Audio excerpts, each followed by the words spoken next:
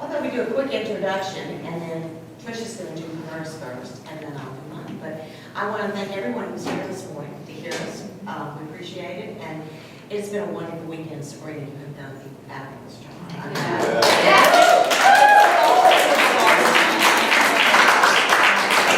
has been wonderful, and we both are talking about breast cancer, I think, and an advocacy in a different way. But I'm going to let Tricia start with hers, and she's from the writing program, and I'm from the visual program.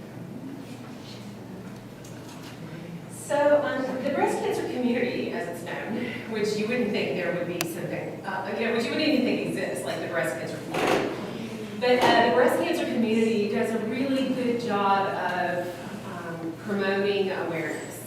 Everybody from Cohen to the American Cancer Society, the NFL, one week a year goes out and wears pink sweatbands and pink cleats and pink, whatever, all the gear to get the message out about breast cancer. And that's all amazing, and to a large extent it works. Part of my concern, I guess, with that a little bit is that it's so much, so broad, so almost ubiquitous that it becomes, in a way, part of the noise landscape of all of the information that we're inundated with every second of every day of our lives. And so I think Karen and I have had a lot of really good conversations over the last couple of days.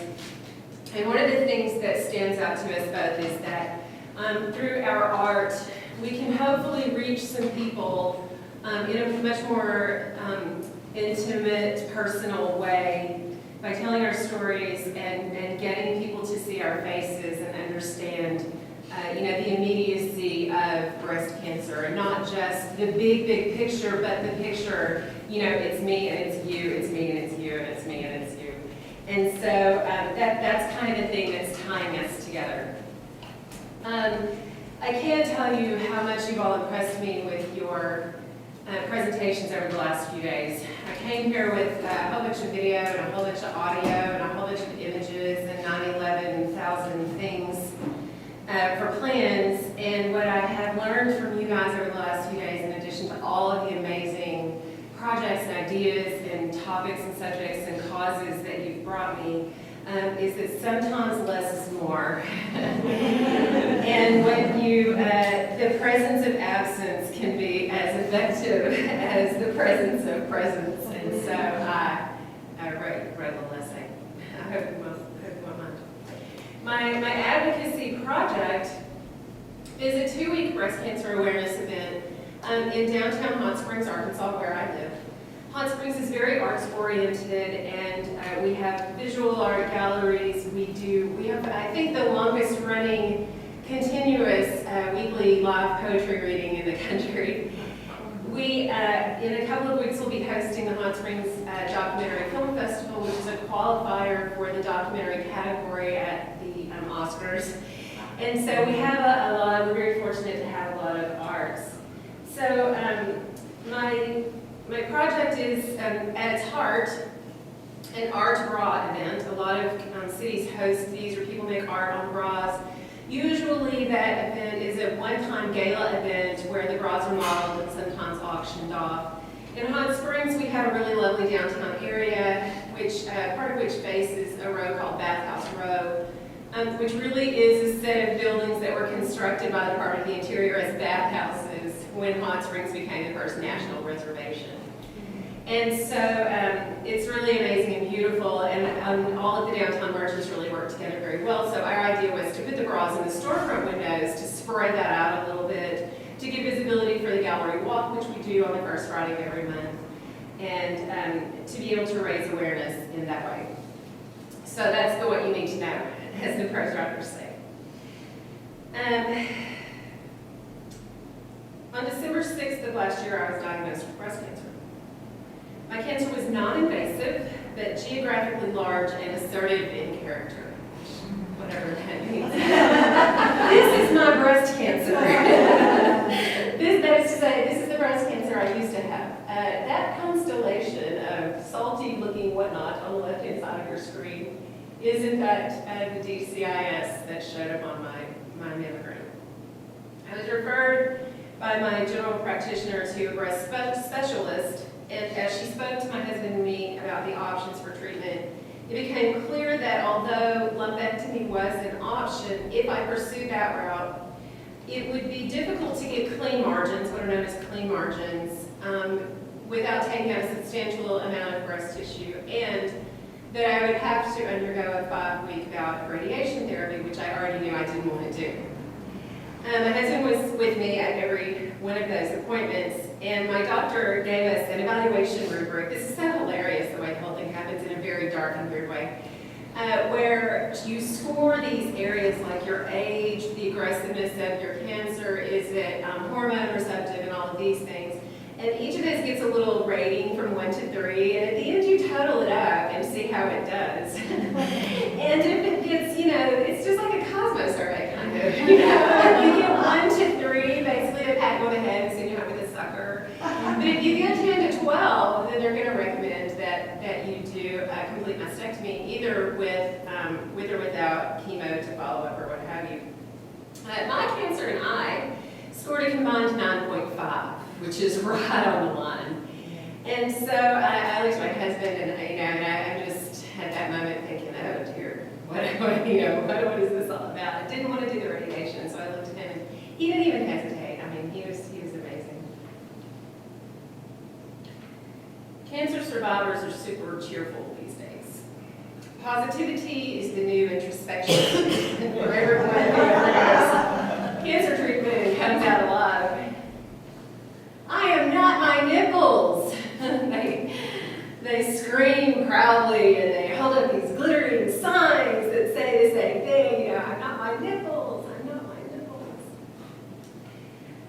But that's, in my opinion at least, in many cases more of a speech act than an actual statement of fact. They're willing that attitude as much as declaring it. As far back as ancient Greece, when Helen of Troy, maid of Sparta, saved her own life by showing her betrayed former husband her magnificent breasts as he raised the sword of vengeance over her head, culture loves it some boobs. Positivity is an amazing source of strength and power and healing, and those are documented anecdotally with tons of data. Everybody knows that. And if you're a cancer survivor, y'all, there's a lot to be thankful for. There's no doubt about that. I have said that from day one of my diagnosis. There is so much to be thankful for. But I'm a little worried that all this positivity is exerting some unspoken pressure on cancer patients. Of course I feel lucky to be alive. Of course I realize, as my own personal doctor, whom I've known for like 40 years, said, well, if you're going to have breast cancer, this is the one to have. Please don't mistake my contemplation of the nature of cancer, any cancer, as ingratitude, or worse, as sympathy gathering. But now that 1 in 8 women will be diagnosed with breast cancer at some point in her life, and now that surviving the disease is more likely than dying of it, it seems that having breast cancer is viewed almost as more opportunity than trauma. You get the chance to show what you're made of, girl. You're stronger on your worst day than some people at their best. And you can outwardly embrace the enlightenment of letting go of your vanity. And you can educate others on the possibility of living a fuller and deeper life. And here's the thing, in some ways all of that is true. Really, I certainly don't need to stand here and say that there's anything wrong with any of that. But it completely ignores the other immediate trauma that breast cancer patients go through, whether they have radical bilateral mastectomies with chemo and follow-up reconstructive surgeries, or simple lumpectomies with no follow-up radiation or chemotherapy. The truth is, when your doctor tells you you have cancer, your brain only goes one place. My support system was incredibly solid, and I have no idea how I would have gotten through any of this without the help of my mother and my husband in particular. I didn't tell a lot of people for various reasons, including that I felt a little awkward making a big deal out of something that wasn't going to kill me anyway. Plus, I'm just kind of a private person. So my husband, who was experiencing the diagnosis and ongoing appointments, surgeries, accommodations, and healing as his own trauma, became my primary emotional support. This is because although I was shepherded through the process thoughtfully and efficiently by some very experienced and caring professionals, Not one person ever handed me a card and said, your next appointment is for an hour with a therapist. So my husband did everything an inwardly panicky husband could have done.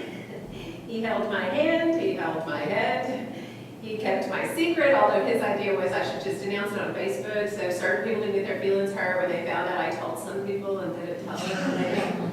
Like, all right. And he took me on, this is so great, he took me on a bye-bye booby tour.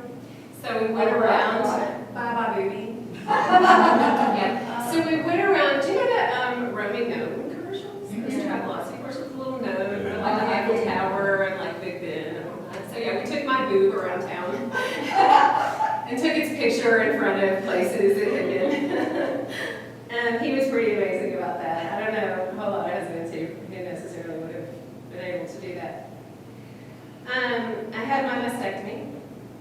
I worked from home for 3 weeks while I had drain tubes coming out of holes in my back. And then I went back to school as if nothing had really happened.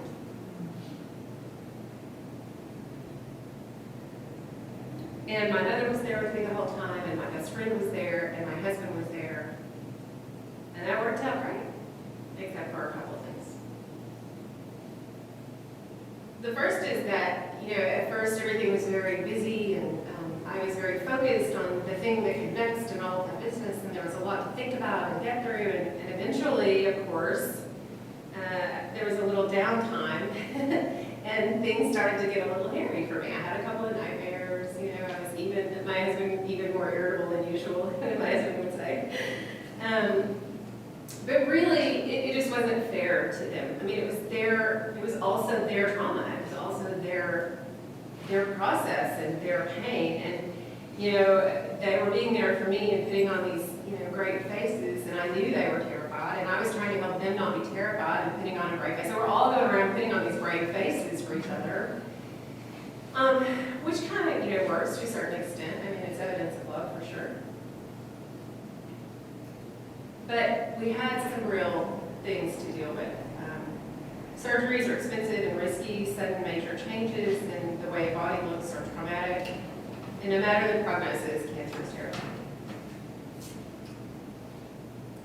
There's a pizza joint called DeLuca's Pizzeria Napolitano just down the hill from my house. It's a single proprietorship run by a fireball of a man named Anthony Valentine. One Friday night, when we had scheduled but not yet done the biopsy, my husband and I walked down to Tony's for dinner. We talked about the upcoming procedure lightly, sure, to all outward appearances anyway, that I would be one of the 85% of women who have no cancer. Like, by the way, both my mother and my best friend, both of whom had benign tissue removed from her breast. I joked that in the absence of my natural-born nipple, I would just have a daisy tattooed right in the perfect perky spot. It was a really nice night, and I remember it happily. A couple of years ago, a wide swath of the United States was erupted in wild applause at an op-ed written by Angelina Jolie, in which she revealed that she had had prophylactic bilateral mastectomy surgery. It was a bold move based on solid reasoning. Her own mother had died from cancer at a young age, and genetic testing revealed that Jolie herself had the indicators. It was highly likely that she would develop metastatic breast cancer and the related ovarian cancer.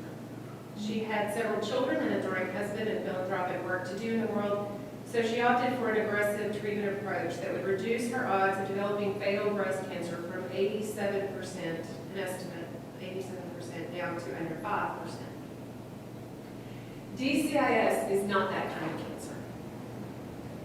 My friend Karen uses the phrase not cancer to describe DCIS. And it's true that it is actually pre-cancerous, or what is known as stage 0 cancer. It's not invasive. My breast was not actively trying to kill me when it was discovered. In the U.S., we diagnose about 60,000 new cases of DCIS every year. Many of those cases, those women could live the rest of their lives with the DCIS exactly as it is and suffer no real ill effects. The problem with that comforting thought is that we have no idea which ones those are. You might or might not be that woman. So based on that, a lot of people feel free to write these articles articles arguing that we shouldn't really treat DCIS aggressively, that mastectomy is never really a good answer for it, that we should always wait to see whether a DCIS will evolve into a metastatic or invasive cancer, that it's an unnecessary disfigurement, the mastectomy, and that it elevates a non-cancer to a status it doesn't really deserve. That kind of widespread generalization isn't very helpful. Each patient has her own situation. Each surgeon hopefully views each patient individually and weighs the aspects that are directly related to the situation, and also the patient herself and relationships and that kind of thing on an individual basis, and makes those kinds of recommendations. But we can't stop those people from publishing those articles, right? Even though they're messing with our heads, it's not like that we're going to be able to get that kind of rhetoric to stop. What we need to do is develop better ways for those of us who have gone through this to handle it, right? We need to be on more solid ground with healthcare, mental health care. This year alone, not counting the initial mammography and biopsy charges, which were from last December, my surgery was on January 6th. I racked up over $100,000 in medical charges. Much of that was discounted because I'm a member of a healthcare plan, and some of it my insurance plan actually paid. I paid whatever my other part is. From the mammography, my primary care physician referred me automatically to a breast specialist, whom I've already mentioned. She engaged a plastic surgeon to conduct my reconstructive surgeries, which started while I was on the table for the mastectomy. A radiologist and anesthesiologist in a hospital were assumed parts of my treatment regimens. The least expensive of those people, someone with whom I spent about 5 minutes, cost $1,300. One of those entities cost in the upper 5 digits. And no one ever portrayed a hint of hesitation at assuming that all of those professionals were needed. But nobody ever said, you need a $100 hour-long appointment with a therapist. What is that all like? What is that even about? I think because the night at DeLuca's, while we still didn't know about my diagnosis, we decided to tell Anthony and his crew about the cancer. It was a safe place. They were our friends, but not our super good friends. It wouldn't be, wouldn't be adding anything to their load or whatever. And we told them there would be a surgery, that that there was a lot to be grateful for. And one of the things I said that night that we told them was that I wanted to do an awareness project, and they all were enthusiastic about the idea of it. And we had a big hoo-ha time imagining plastering the whole downtown with bras. And he said, we'll get every business downtown to host a bra, and if they want to do it, we'll just tag a bra on their window. So we were thinking of ourselves as like graffiti bandits with our no support. The movie was going to be the tagline for the people who didn't want to go. The event is called Gazonga, which is slang for boobs, by the way, Gazongas. It's primarily an art bra event. Cities around the nation host. In New Orleans calls theirs Bazaar. Bravo. There's several. Bravo. There's several of them. Our event, I've already described a little bit to you. I wanted just a more thoughtful approach, kind of, to the topic of emotional support and mental health treatment. Gazonga has an email address, a Facebook page, 2 scheduled literary events, and not nearly enough visual art. Hint, hint. I have friends producing art on bras right now, in fact, to hand to me when I get back to town, hopefully. Gallery Walk is this coming Friday night, and I have no idea at this point how many artists will actually participate. But I do know that however many people see the art, however many visual artists bring work, however many people attend the 2 readings, the advocacy element of this project will be the most successful part. Since the project was conceived, I've explained the idea and the reasoning behind it to at least 100 people as I asked them to partner with me in some way. I've approached magazine editors, arts directors, gallery owners, festival planners. Just before I left home on Wednesday evening, I had dinner with the Associate Director and Logistics Manager from the Hot Springs Documentary Film Festival, who has agreed to partner with us for the 2nd literary event, which will be on the 13th, October 13th, for a taping of Tales from the South. It's a prose reading, which is ultimately produced and broadcast on our local NPR affiliate. The exposure we get from the cross-branding on the promotional materials from the Hot Spring Documentary Film Festival could potentially increase my audience from the 100 I specifically, personally spoke to well into the thousands. The festival's board president is also the producer of a live music festival that brings a lot of people into our downtown area, and that coincides with the first weekend of Gazonga and HSD at 5. So if he decides to promote even just the reading during that festival, there's another couple of thousand people. So for me, the interesting thing about art and advocacy is that the project itself can succeed or fail. The art itself can succeed or fail. But the advocacy element can be successful even if your project doesn't turn out the way that you think your project's going to turn out. And listen, some of those accidents you guys have been talking about are just amazing, right? The greatest things. And some of the accidents I have are pretty tragic. Sometimes my stuff makes that whoop turn, and sometimes my stuff makes that turn.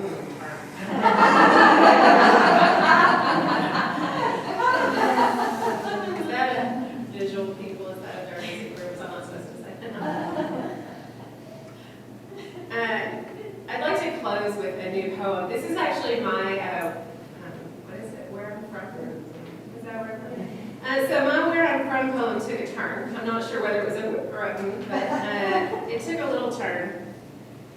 This is one of the poems that I continue to work on and read at the poetry reading, which is next Wednesday. It's called How We Learn the Value of Breasts.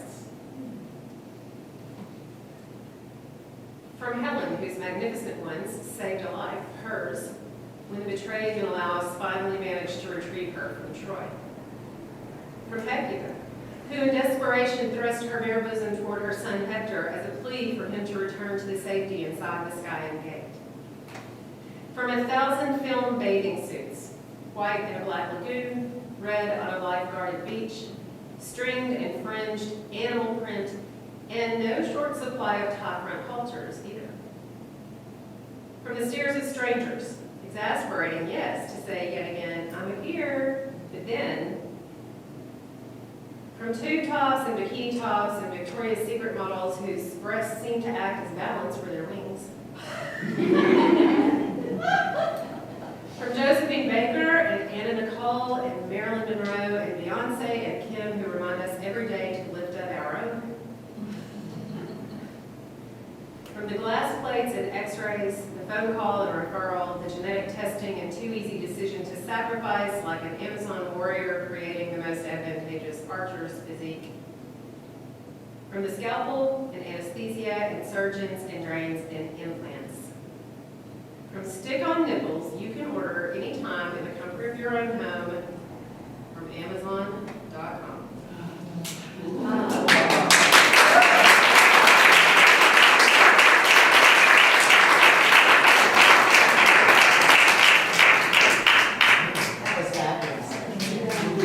So we have not heard each other's presentations, so I'm going to go to escape and then, all right.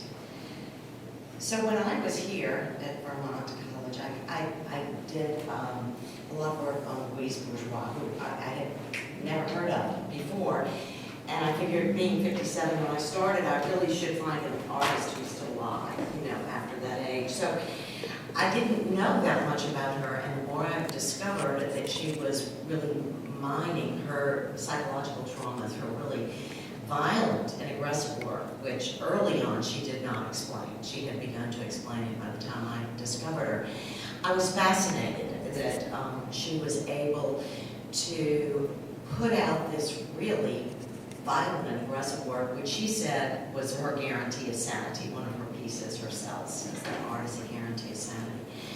So I had been a psychology major in college many years ago and was interested in art therapy, which in the early 60s was not known in the United States as anything licensed or anything.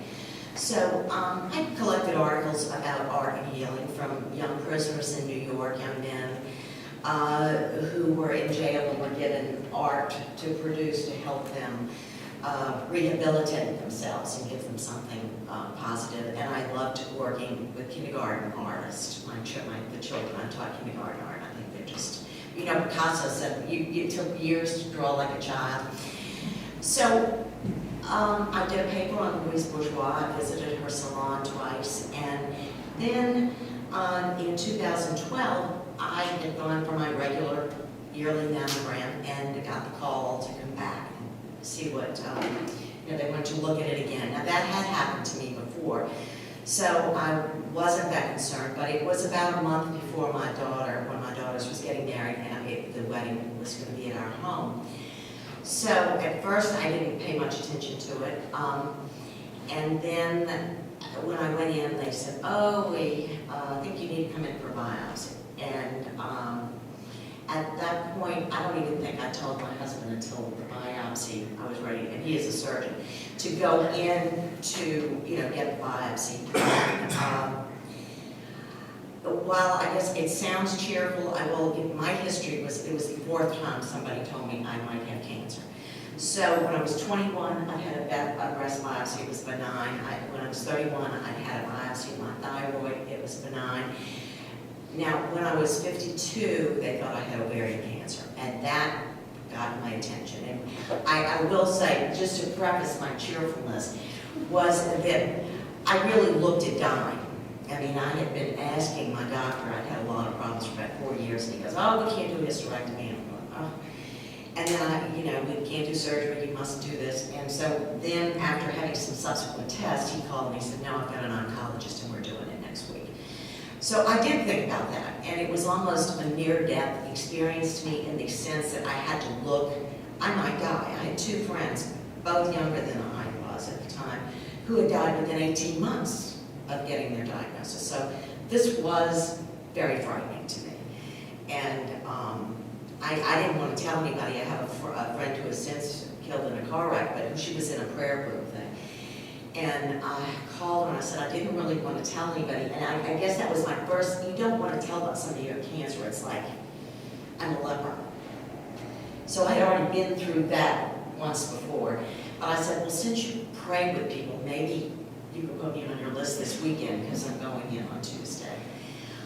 So that, when I got the diagnosis come back, it's like, oh, that again. So it wasn't, you know, I had a different experience, but I did have that, oh shit, experience, and I didn't tell anybody. I mean, some of my closest friends didn't know that I had a hysterectomy, that's all they knew. They didn't know there was any chance. And it was a huge tumor, which was pre-malignant, so I definitely needed the surgery. But when it was breast cancer, I thought, first it was going to be a lumpectomy. Well, I thought, well, that's not so bad, no big deal. And I forgot about the radiation part because I know that could be problematic. But at any rate, I'm thinking, well, that's fine. I've got this. And they did not tell me that DCIS was not cancer. I heard that on NPR months later. And I'm going, wow, that's interesting.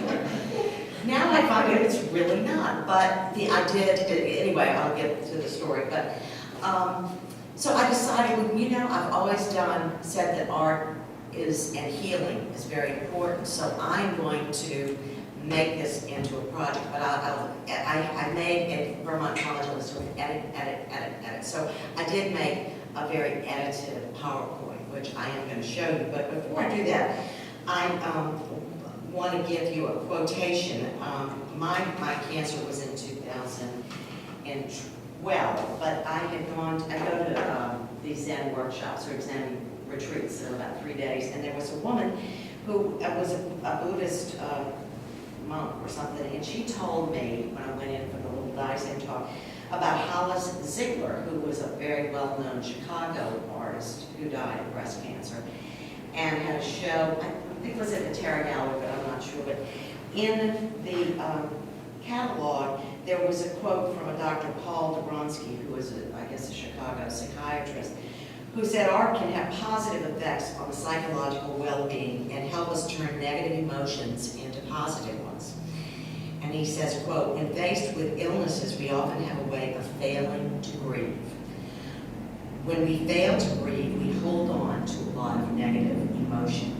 participating in an art, any art, has a way to bring up your negativity, to get it out there in front of you so you can make sense of it, forgive it, let it go, and grieve. And so that's what this project became for me. And I can thank Teresa. I'm totally processed. I have, when I was a painter, I was like, what's it going to look like? I said, I have no idea what it's going to look like until, I'm done. But I did know what happened. I did come up with this title pretty soon when I just had one piece, which was the first photograph I'd done, because I said it's a body of work in process. I don't know what is going to happen to me when I started this. But I did, now, is that going to move the clicker? Of course not. Of course, one did work. One did work to the next. Next. Usually you just click, oh, maybe that works.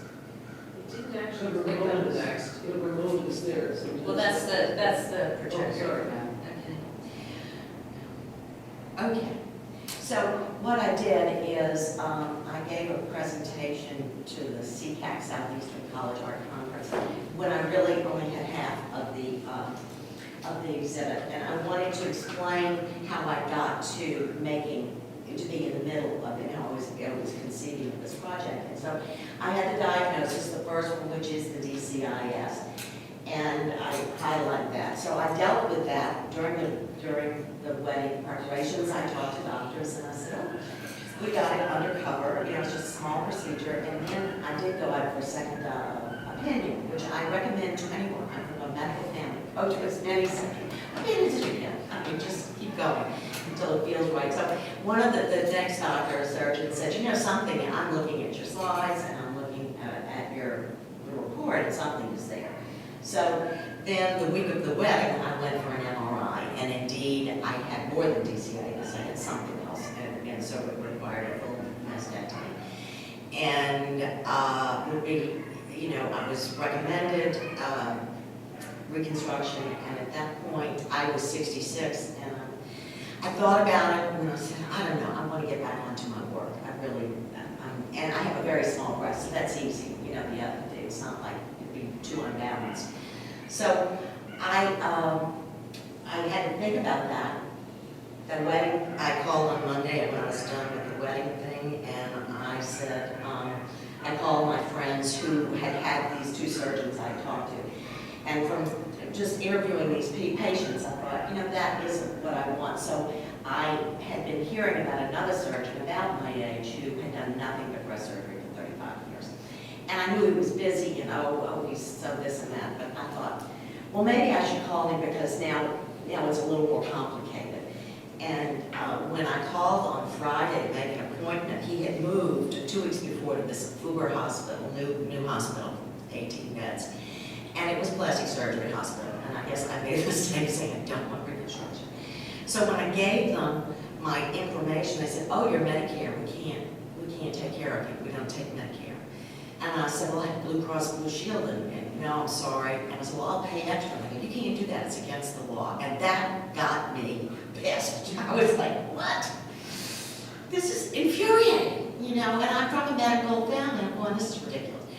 So I went in, I do a meditation group, a Zen meditation group with some people on Saturdays. And I pulled out the book, I hadn't read it. I'd taken a class in '89 with a priest who did it at Loyola. But I do like the Zen meditation. It's just releasing and, surrender, accept, let go. And I had done a little of that during my ovarian cancer scare.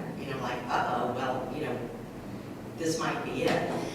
So I did that, I went to my studio, and I spoke to Mitchell Godet, whose picture you'll see. He's my landlord, and Sabrina knows him, has Penny Morgan, he's a glass artist, and he's like a can-do person.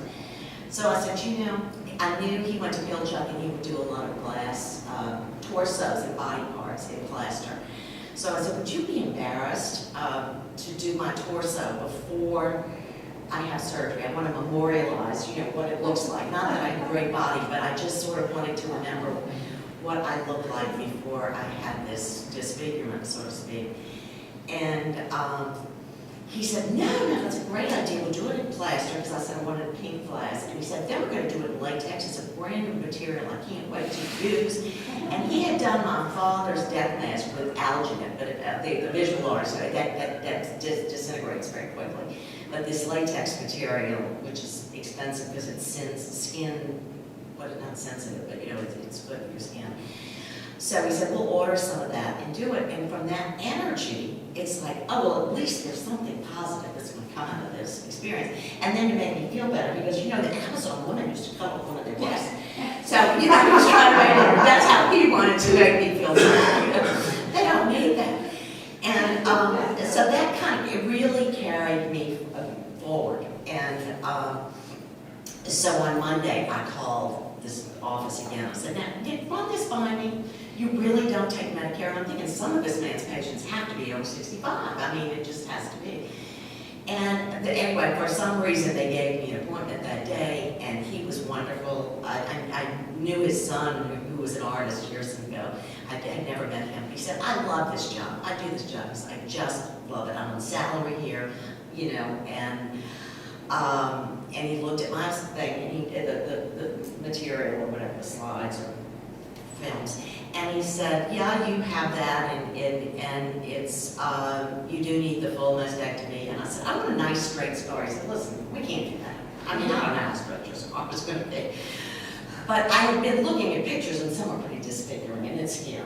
I've been on the line, and I'm not into that. But at any rate, he said, okay, he said, you know, I only operate here, this new St. Charles Hospital, or at Baar, which is actually where my father worked and my two children were born. And I said, I don't care where to do it. And he goes, well, it's more convenient for me if I go across next door than it is for me to go to the other hospital. So I said, I really don't care. And he said, when do you want to do it? And I said, I want to do an art project first. So he kind of rolled his eyes. He went, okay. I said, we'll do it next week. I have a week. So at that point, I had to find a photographer because I wanted a photographer who would film me. I took a couple of phone calls, and a lovely woman named Victoria Ryan, who was not really a friend even, but I knew her work.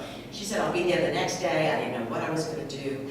The night before, I was standing in front of my mirror going, oh my God, you know, the body's not that bad to look at. I'm not one that really enjoyed looking at my body.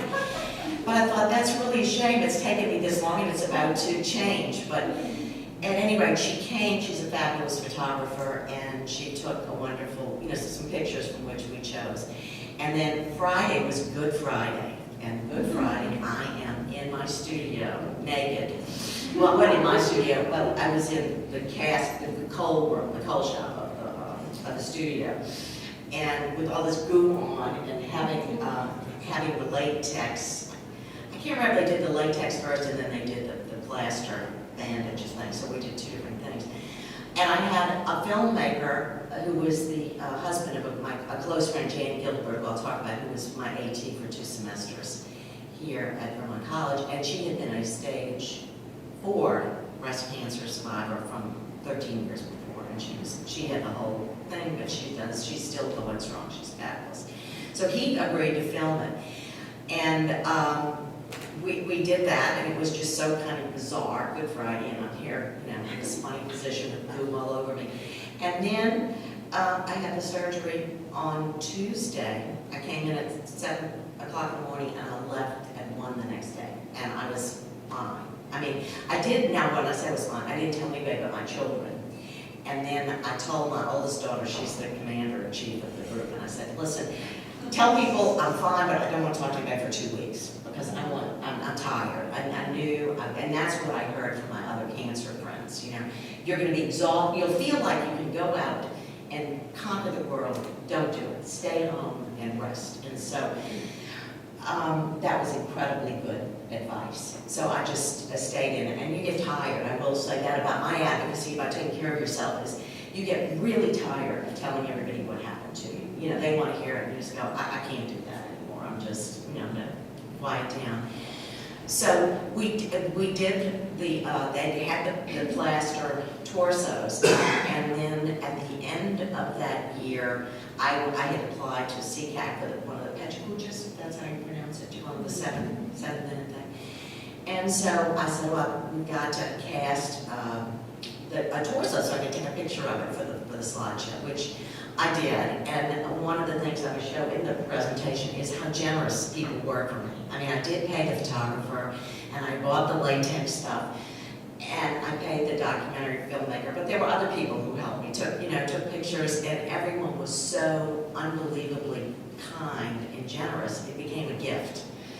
And the thing about the photography I learned with one of the projects I had done about my mother and her house and her clothes was putting things out into a photograph disconnects you from the emotional. I mean, it detaches you. And so I was walking around like this. I mean, when I had my neck surgery, I'd go around like this because I couldn't bear to see it. But once I put it on the photograph and the torso, it became okay.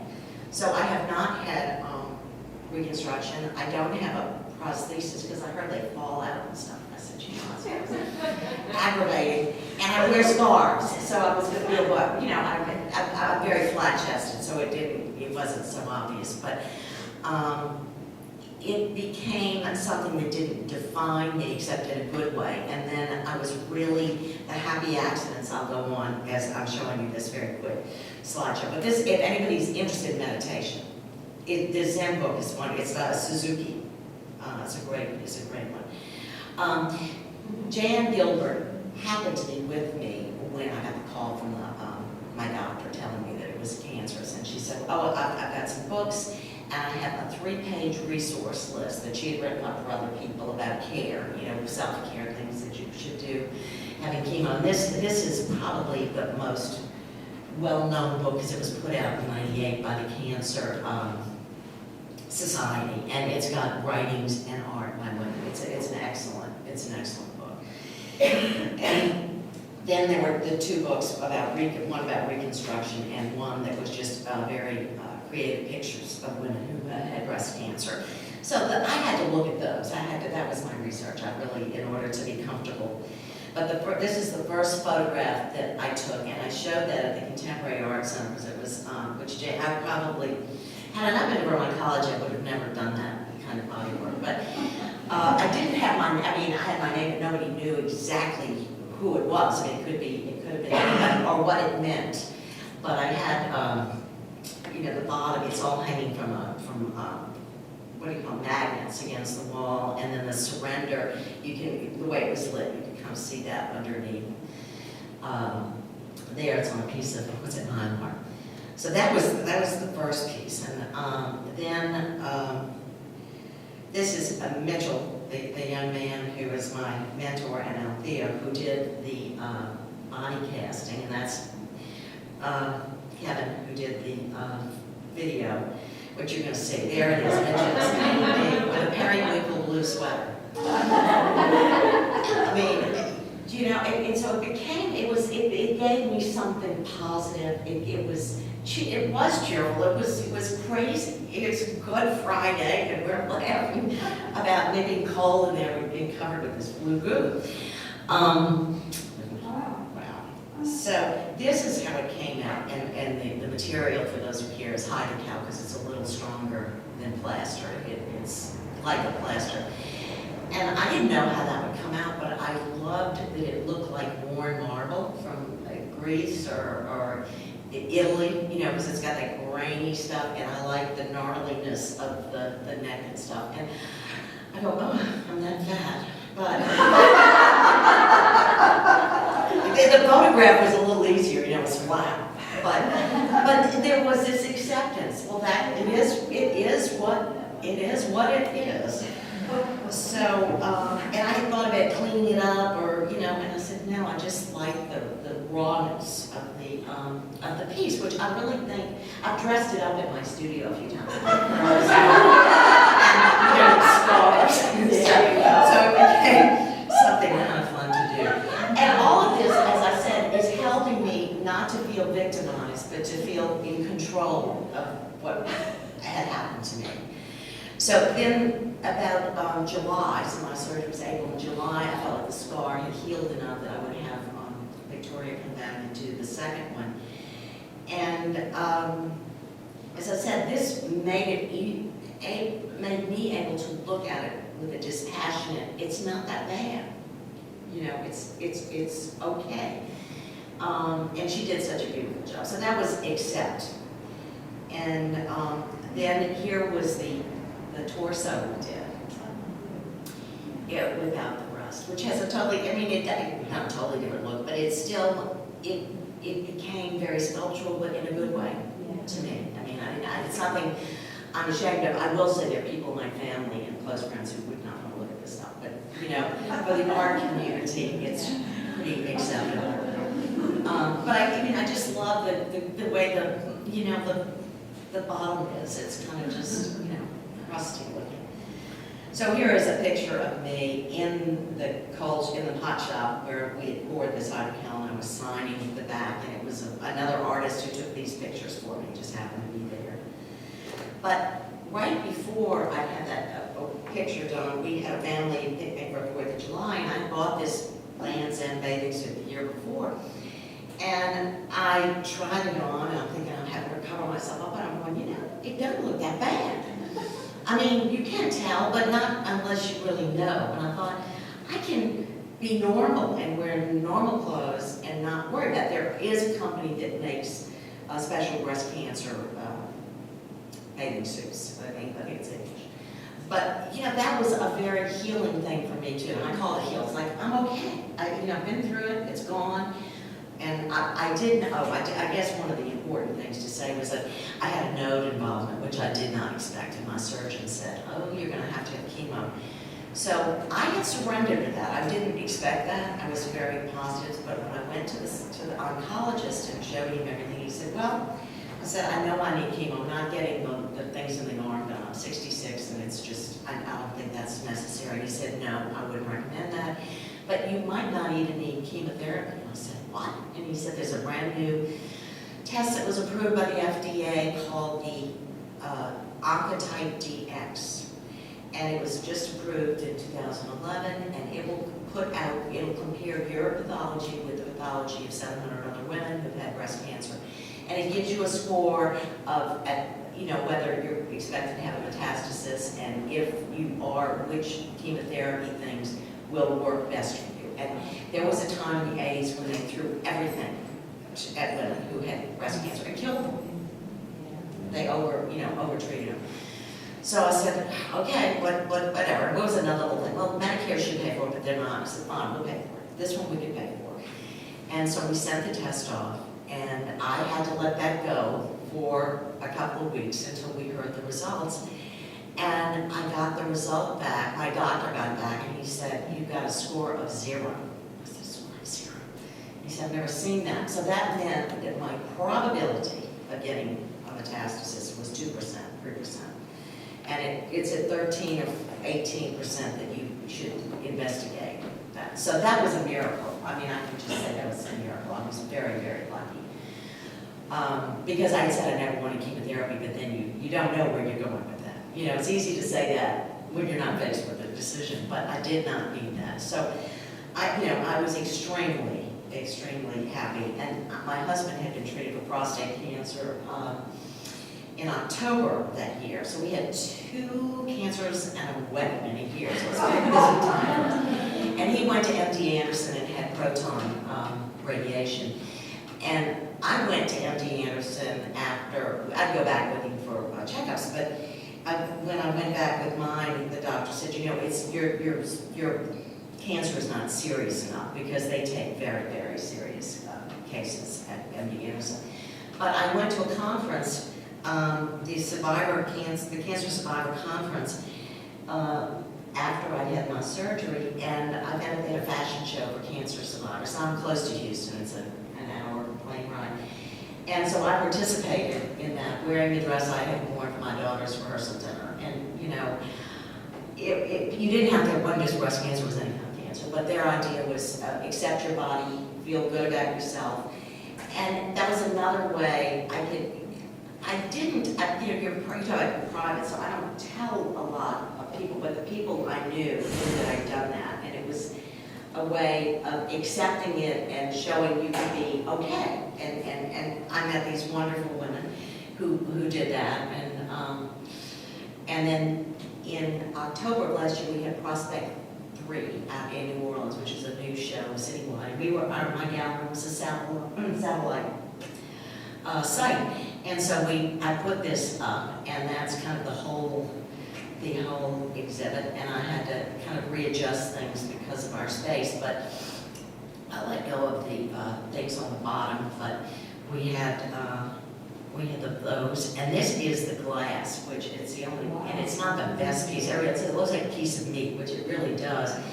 But this is pink glass, and because the way we make these plaster bandages, and you have to set that in a sand, and so the glass would seep through in certain ways, and it looked like veins. It looked like the films from the mammograms, you know.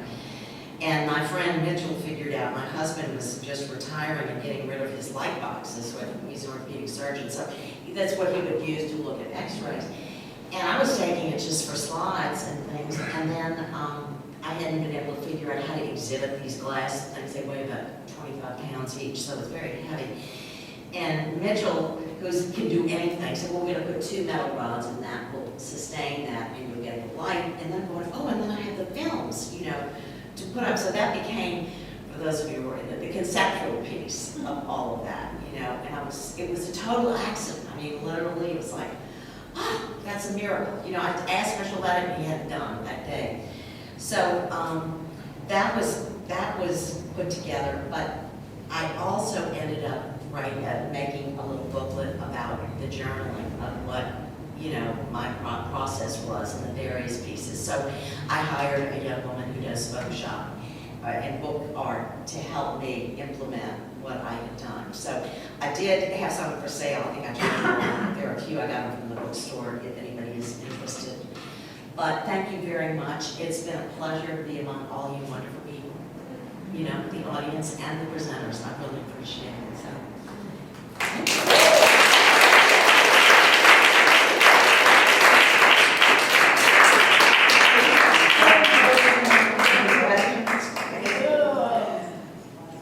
Any questions of Tricia or me? Yeah, is there time? Do you have time? I don't know. There's always We don't have anything after this. Yeah, no, there's nothing after. No, it's the first one.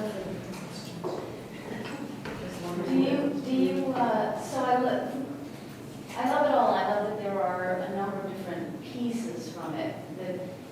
The book, you know, and you just sort of, you're telling us about all these different parts of it, and each one of them really can be its own thing and go somewhere. But I was most struck by the permanence of the sculptures, and I loved when you said you sometimes dress it, and that's where I wanted to go, because it's something I've done quite a bit of myself and with clients. And so I guess I'm wondering, there they are, and how do you live with them? Literally, like, how are they in your world, in your space, and might you, at some point, one thing that can be really transformative and wonderful is when you go back and rework a piece. So they I have do that. That is my potential. work. I mean, this was 2012 it started, and I'm working on stuff that is so old. I said what slow food is, slow art, and most things. And I move it around. But I did want to do originally, before it got to be more serious, I was going to say how to dress with just one breast. My mother is a fashionista. When I'm telling you, she has rooms in a very big house full of nothing but clothes. And that was what I did. Well, you didn't, the final thing was very edited for my graduation installation. But I mean, rooms and rooms of dresses and clothes and folded. I mean, you just have no idea. You have no idea. So I am from a family, I always thought fashion and family would be a show. But I thought, you know, how to dress with just one breast. You know, you use scarves, you wear loose stuff. I mean, you obviously can't go around in anything low. And then I said, no, I need to do something more serious. But I did have a photographer who she took the images of what she did the torsos. She came to my studio and I did one where I was standing behind him with my head, and I had one of these scarves nerves over, it was the one without the breast, just playing around. But there is something about living with that. My father's death mask that Mitchell helped me cast it was done in wax for years. It was 7 years before I could make it into bronze. Stephen Day, he cast it in bronze. And I had Daddy's hand. So, I mean, I live with that kind of stuff. Someone opened my refrigerator and it was full of brown wax hands. But I mean, it was a way of keeping my father alive. I adored him. He, fortunately for him, died very, very quickly. And so, he was perfectly, he had heart disease, but so it was a way of keeping him alive for me. And that was the thing, well, I'll just see what what that torso used to look like before, it was changed. But I was surprised at how little I was upset by the one without the breast. And I'm not, I mean, it does upset certain people. I mean, and sometimes it's out. Right now, I'm doing some big floor loss, and so I had to put them, aside so I can work there. But I do like to change what they're wearing and stuff, Yes? I'm just thinking about how important it would be to make the one, especially the one without the breast, as sort of a relic, sort of 40,000 years from now, when you're thinking about a conversation of like Roman marble that has a conversation with us today, how important it would be to show the torso in a permanent. From archaeological standpoint. Yes. Well, it does look so, I mean, I'm thinking, we're going to clean it up and, no, it's just perfect. It's just, the ruins. Yeah. And, I did spend a lot of time in Rome at one time. And, the marble becomes distressed. It doesn't have that beautiful smooth, the air and all has done it. But and I was wondering, thinking, well, what if I would do it in bronze? I mean, the material I have, the latex, I could just make it on the wax and do that. But it's not over because I keep things and I'm a collagist, so things keep coming back and refitting. Did you say that you were a painter? Uh-huh. You could always do plaster, which is cheap and you could have lots of it, and then paint the plaster. Well, maybe that's what I'll send to her show. I had a photograph of the picture, and I was going to embroidery a bra on the photograph, but I don't know, plaster maybe. Because I can't do the mold again. Yes. I just wanted to draw together what the two of you did, because I thought it was just such a fascinating juxtaposition. A happy accident, because neither of us knew exactly how we were going to do that. I mean, you may have thoughts yourselves about how it connects, but the intersection that I was very aware of was the public-private piece, and that both of you have found ways to externalize this, and Tricia's externalizing it by creating a huge splash in the town where she lives that everybody can see, so that it's inescapable. Everybody has to look at those bras. If you're downtown, you cannot evade it. And what you're doing is that consummately radical act, which is showing the older female body in a culture which does not respect revere, it, yes. respect, or appreciate it. And you're showing it before and after the ritual of surgery. So you're both doing very exciting and radical things that make the private public, but in a very different way. And I just find that fascinating. Well, I think it was a wonderful, happy accident. Yes. Yes. And also a pleasure, of course. Yes. And I was building on what Mary was saying, between the two, the word that comes out for me is grief. And what I also feel about that word is, I think it can often feel so heavy, which it is. And yet, if you take the shame out of it, it's so, you can really work with it. And we both took the shame out of it.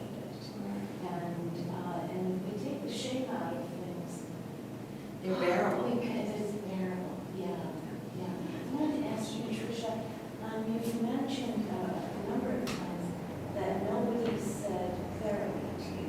I just want to see, is that part of your advocacy to help people get therapy? Yes, and so I guess I glossed over that a little bit. So my original thought was, well, this is probably a pretty simple solution. I'll just call up all of the people in my process and say, hey, you need to start recommending therapy. But I feel like to a certain extent, one person approaching those people saying you should do this won't have the same effect as other people saying, you know, oh, in the back of my mind, I remember being reminded that I should tell you I'm probably going to need therapy. Can you recommend someone?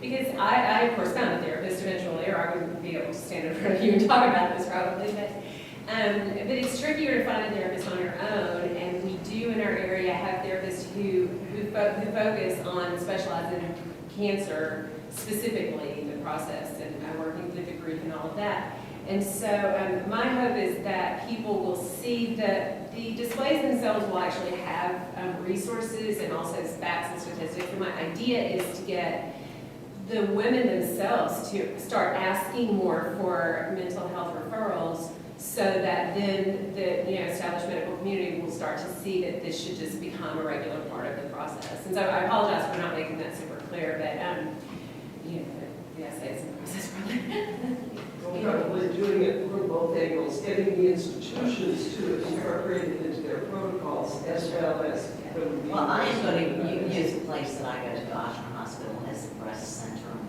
cancer center.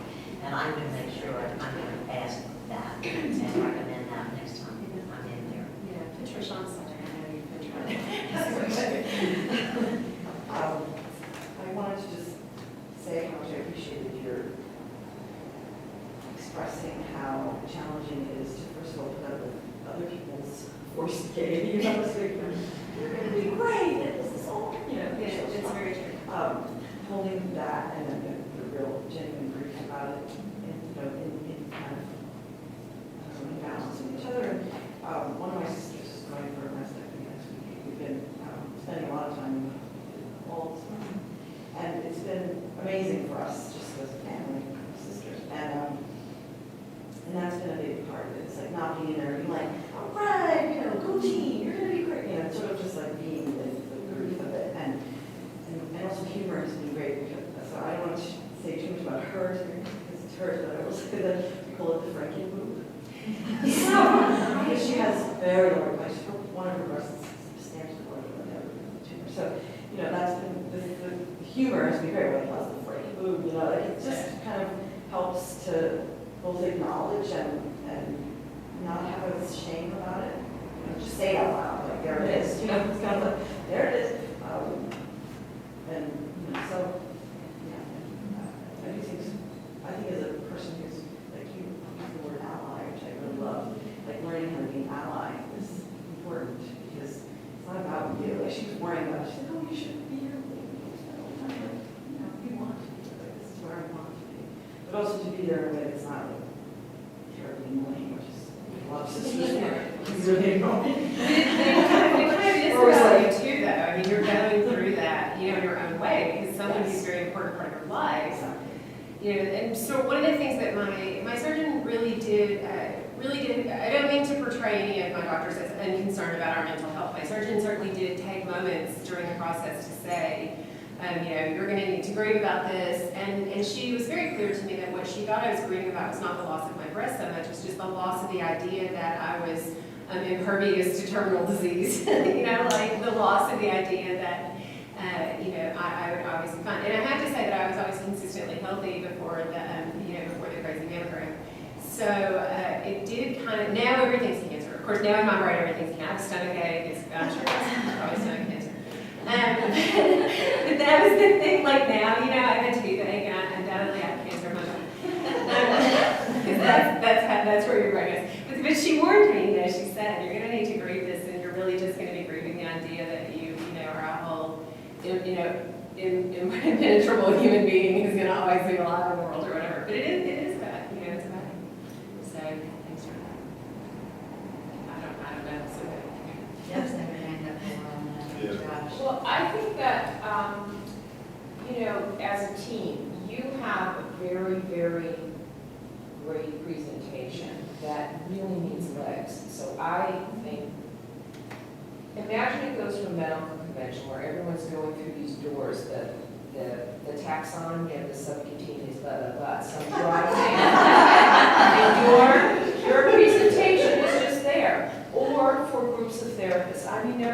national meetings across the country, and also I thought of younger women. Younger women don't, they probably have aunts or grandparents or mothers, but it gets the conversation going, and that is where understanding and some learning and acceptance can take place. So don't just think of your street and art walk. I would encourage you to go for a grant so that it can go to big conferences that, that maybe you can't go with it, but it goes in your place. Yeah, because that public-private window that you were looking at really kind of responds to an entire, set of issues. They're very related to the idea of humor and books and conferences. One to think about is the Imagine Life, which is a conference that takes place in cooperation with Carver Medical School and the Iowa Writers Workshop, and it's all about medical narrative writing. But I've never watched an author get attacked by an audience member the way I did when I heard, I was gonna, like when you were speaking about humor, I thought, well, and when you were just capturing sort of that social role that everybody's trapped into, especially with breast cancer, but it's with cancer in general. You have to be the brave patient and positive and so forth. So one strictly prose book is Adventures of Cancer Bitch, and she was a guest at this conference, and when I think she was even a keynote, and there were doctors in the audience who kind of just like, you can't say those things about our territory. So you have to really be ready for that kind of thing. Admittedly, this is maybe 6 years ago, so things might have shifted a little bit, but there are a lot of old guards physicians that don't believe in sort of the messages that you're putting out there. Another group, though, that is completely open to all of it is the comics and medicine group. So it's graphic narratives, graphic memoirs, and so forth about any medical topics. And the book there that is just, it's just wonderful. It's Cancer Made Me a Shallower Person.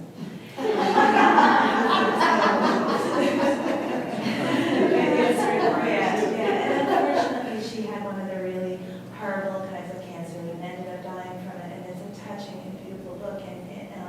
And she wasn't a trained artist or trained cartoonist, but she used pictures and just captured all of the kind of the social rules around being sick that you guys were touching on. And it's so wonderful when you find, oh my gosh, I fit in with what other people are doing.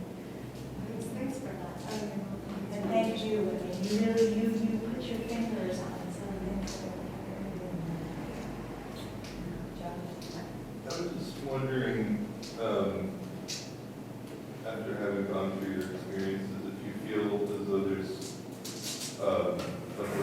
almost like a breast cancer industry in this country. I mean, when you get to the level of the NFL and the pink and all the signifiers, I feel like under capitalism, there are problems that are created by capitalism, and then there's solutions, and it's just a continuous cycle of, I mean, I just learned recently, I don't know, I have to look into this and find out if this is true, but Franklin County, where I live in northern Vermont, somebody told me has one of the highest rates of breast cancer in the country.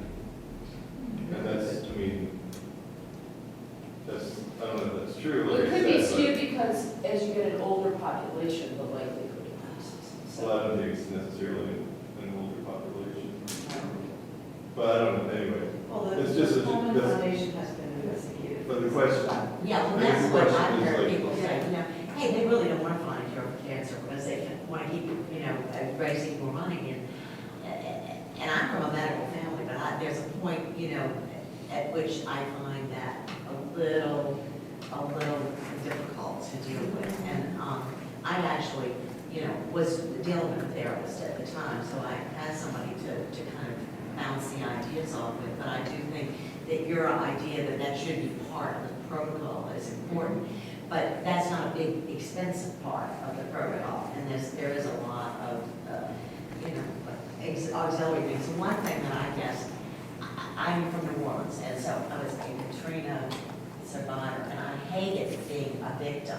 I mean, but I wasn't. I mean, I'm really, I was there, but I got out, and, there were many people worse off, but I thought, I'm not going to have in my obituary sheet, terrorist, battle against cancer. I just didn't want that to be my thing, that was all about, that was the only thing, which is frequently in there. I'm like, oh, damn, I do not want that to be the most significant thing that I'm remembered for. And I was thinking of the quote from Father Michael Laxley, who's a priest in South Africa, who was working against apartheid in his prison, and his hands were blown off by an elbow. And he's the most amazing, I mean, it's so incredible, because he was part of the Truth and Reconciliation and talks about this idea and says, you're victimized, but you're not victims. And it's like I'm always have to remind myself whenever we're having this conversation about, victimization and stuff, that we're victimized, but you're not victimized. Profound kind of. And that's why I think doing your art or writing or whatever, your music, whatever it is, you then take control of something, and you're not, you've taken a situation and you are involved in transforming it in a way that helps you deal with your situation, your grief, loss, whatever it is. Focus back on the perpetrator in the case of Right, sure. Not the person who was victimized. I think toward your question about the industry, these sort of articles that I'm sort of casting aspersions on, for saying, well, this non-invasive cancer, we shouldn't be doing mastectomies, whatever. I think the point of that is, I think those are well-meant. I think they're well-intentioned.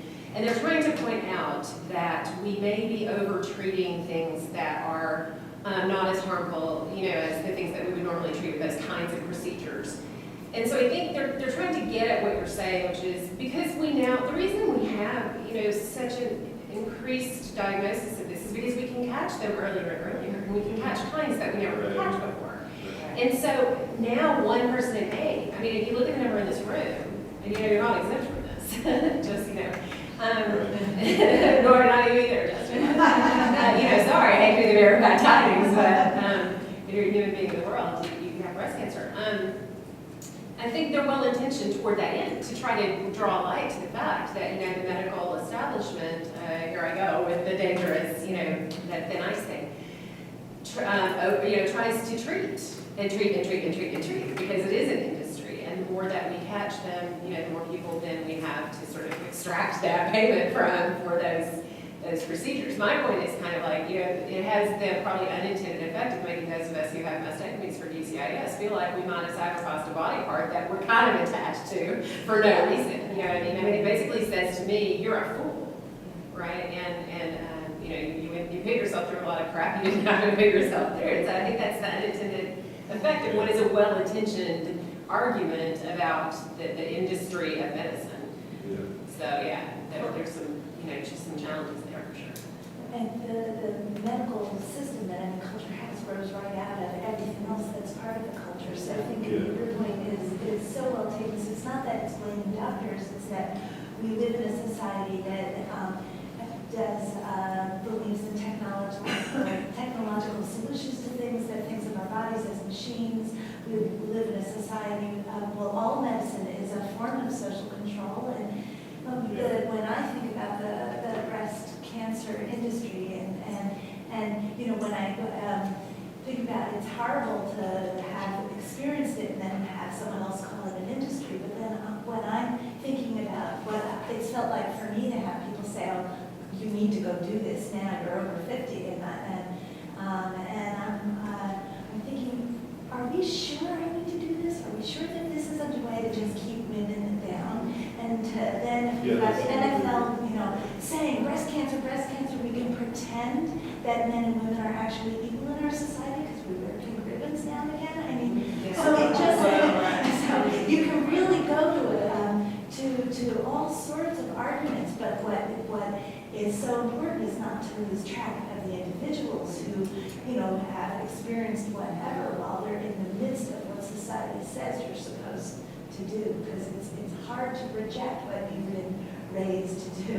Right, and I think I've run into this kind of bizarre reversal of things. My grandmother, they found breast cancer when she was 98, but they didn't do anything because she was 98. My mother at 75 had breast cancer, and she's now free and clear. And so when I first started, when all this was happening, I would go for a mammogram and they'd say, you're not old enough. You don't need this. My mother and my grandmother both had breast cancer. I'm bring on the mammogram regularly. And, but they kept saying, no, you don't need this. And, well, you're really not at risk. Like, how can you say that? My mother and grandmother had breast cancer. And they said, oh, well, it was late onset. So it didn't count as breast cancer really because they were over 70. And so I didn't really need to worry about it. I'm like, so I'm not going to get this when I'm in my 70s? Is this what you're... Oh, but it won't matter. And it just, no, I'm not at risk. And so, right, because my mother and grandmother were older and it was late onset, they say I'm not at risk. Yeah, but I was young. You know, it's just silly, but that's where you have to be an advocate for your own. I think the DCIS treasurer, nobody told me at the beginning, oh, it's not cancer. Yeah. I was told, well, it's not that serious cancer. Yeah. But perhaps what needs to be told is, listen, this is precancerous, you have a chance, but, and they do this with prostate cancer, you can do a weight watch. You know, well, it might not, but basically, it can turn to cancer, therefore we recommend it. If you want to refuse treatment, that's it. But, you know, they need to put it in a way where it's not frightening. And men do get breast cancer, and 68% of them have some association with Camp Lejeune, North Carolina. They lived in Jacksonville, North Carolina. Yeah. That there's something there that most of the men who have breast cancer come from. Have been through cancer. That's frightening. And there's a rise in mastectomy in men now too. Yes. And that's the biggest reason to be looking at what are we hiding, what other things are What going the on environmental structurally things. and Oh, yeah. environmentally. That's happening in Camp Lejeune and the military that are making men Yeah. breast cancer. Yeah, I mean, that's pretty significant. And maybe just as a follow-up question, and I don't know if either of you have looked into this, but I'm very curious about studies around highly industrialized societies versus those that are less, like what are the rates? Well, they are high. If you come down to New Orleans, they go to the end of the river, and everything has been dumped in the Mississippi River. You know, so there is a high incidence of cancer as you go down that. But you know, I think that it is a conversation where many things need to be, the noise needs to be lowered. Let's just be clear instead of, you know, kind of trivializing it almost in a way. And then giving people real support instead of, well, we're going to do this to you and you're going to be fine. Where he said, I believe in getting several opinions about whatever it is. Even if you go back to the first opinion, be clear that what this first person told you. And if you would feel any differently about it, go someplace else. Because a lot of people said, there is something there. Oh, there's nothing there. And it turns out, oh yes, there was something. I'm not talking about just cancer, just in general. So you really, that would be my advocacy is self-care and really researching whatever it is people tell you they're going to do to you. I think the pain driven sometimes becomes like, thinking that liking something on Facebook is a form of violence. I'm very